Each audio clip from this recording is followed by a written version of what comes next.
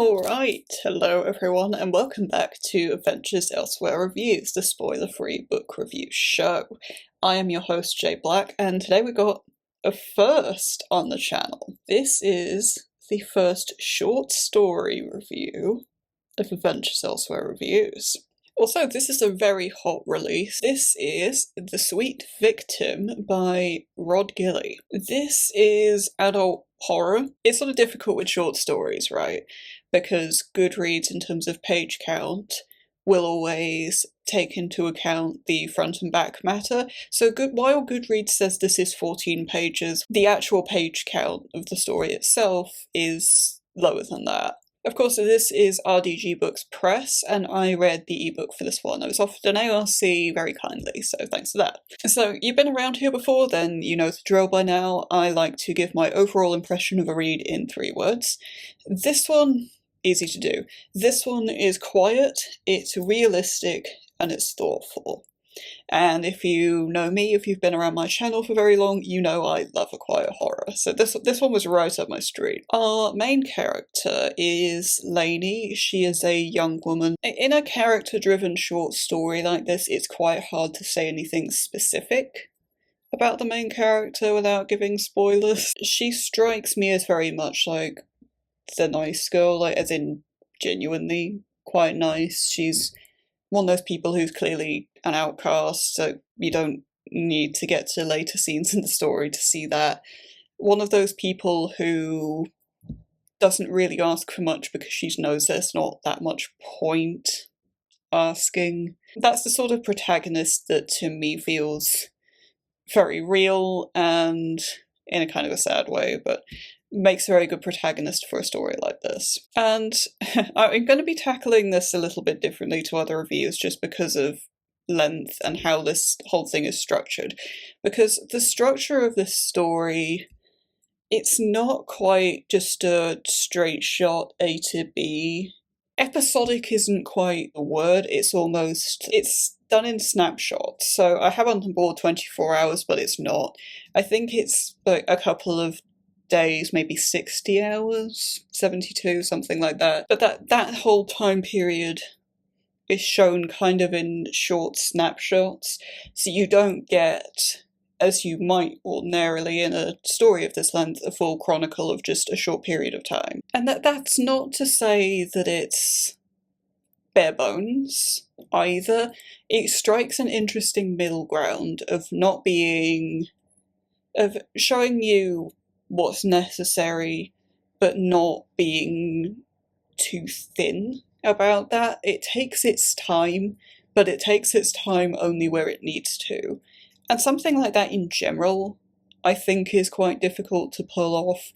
I would think this is a very different kind of a story, but something else that does this well off the top of my head is Dustin Cummings' Exiled of the Gilded Moon, at least the first book. I still haven't read the rest of the trilogy. Mood reader things. But, you know, that's me going back to a read from 2 years ago now to sort of think about another time I've really seen that. It's something that's quite rare, and I think for a short story, it's a very inventive choice.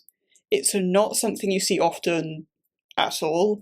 It's a very unusual structure for a short story. But it works really well here. I really like how that's done. It keeps the pacing tight but fleshes things out enough. Nice choice. There's also an epilogue. I wish more stories had epilogues in general. I think there's something that's really underused. And for a story like this, I don't think it's inelegantly put. I don't think this story needed an epilogue, but having the epilogue there definitely added to it. An epilogue that really adds to it, that really adds a whole load of depth and layering, is always something that's welcome. I think it's something that is underutilized in fiction in general. The sort of tone of this one, I mean, it's very much a quiet horror story. It's very much, focused on a small issue, small place, small character in a way. In the sense that she makes herself quite small.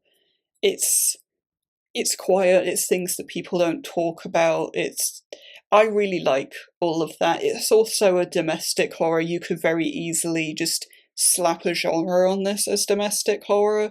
I mean, I think I've touched on this already, but the writing quality on this one is absolutely excellent. It's one of those that's... it's not flair, it's an easy read, it's an effortless read, and that's a really underrated skill. And I think it's a little unjust that effortless prose gets as little attention as it does, because it's really hard to do. This story doesn't have flair, but all the thought and detail really brings it together. It's almost a line-by-line basis. The more you pay attention to exactly which words are used, the more you get a fuller sense of the story, and I really love stuff like that. I really appreciate stuff like that. It's someone who's thought a lot about exactly what they're putting to page, and someone who thinks a lot about what they're doing. What I said to the author in this one is, this is a thinking person's story, because it is. I mean, I think I've already gone over the, things like structure and language. There's been a lot of thought gone into something like this. And there's a good reason that the epilogue is there, even though it doesn't need to be in like the heaviest quotes that you can, because the idea of a story needing something or not in terms of what's necessary versus what's needed, that is so much for how long is a piece of string. I don't really like that phrasing, but for the sake of brevity, I guess. The epilogue serves a huge amount of purpose. There's so much that comes through in that. There's an Easter egg in there if you can spot it, but even if you don't, you still get a lot of lingering thoughts about kind of everybody in the book, actually. You get sort of lingering questions about all of them, and what exactly they have or haven't done, or what they should have or have not done.